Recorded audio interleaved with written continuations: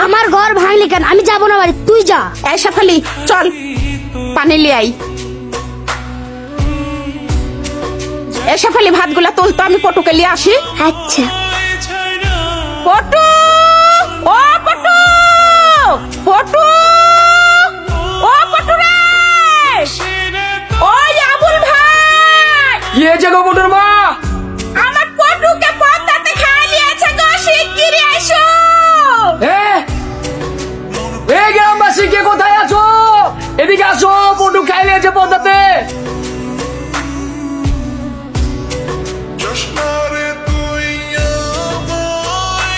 এখানে আর বেশিক্ষণ থাকবেন না, বাড়ি চলেন। কেন, সমস্যা কোথায়? পদ্মা কিন্তু মানুষ খায়।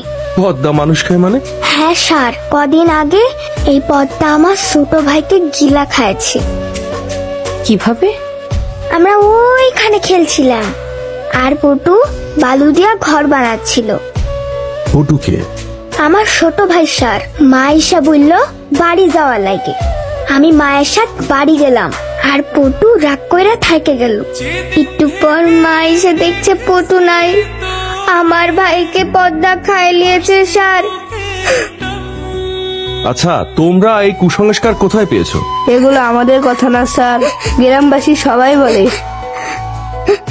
আমার মনে হয় এর মধ্যে কোনো একটা ঝামেলা আছে। আমাদের গ্রামবাসীর সাথে কথা বলতে হবে। আচ্ছা চলো সবাই যাই, বাচ্চারা আসো। মা এবার আমাকে স্যান্ডেল কিনে দিবি? সবারই স্যান্ডেল আছে, শুধু আমার নাই। দিবহানি, সত্যি বল দিবি? বললাম তো দিবহানি। বাড়ির চল পটু, জ্বালিস না। হই হই, যা যা। টাকা ধার করে স্যান্ডেল কিনে দিয়েছিলাম। এই স্যান্ডেলটা কিনে দেওয়ার পর থেকে পটু পায়ে থেকে খুলতো না স্যার।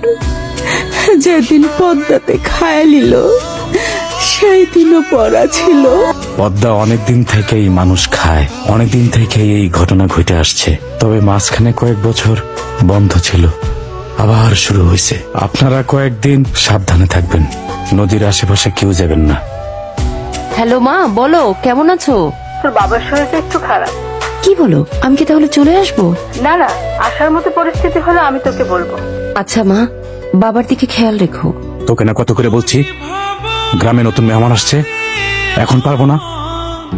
আরে তুই তো আমার জ্বালিয়ে খাবি দেখছি। শোন, সময় হলে আমি তোকে জানাবো। আপাতত কয়দিন ফোন দিবি না। আর রাখ।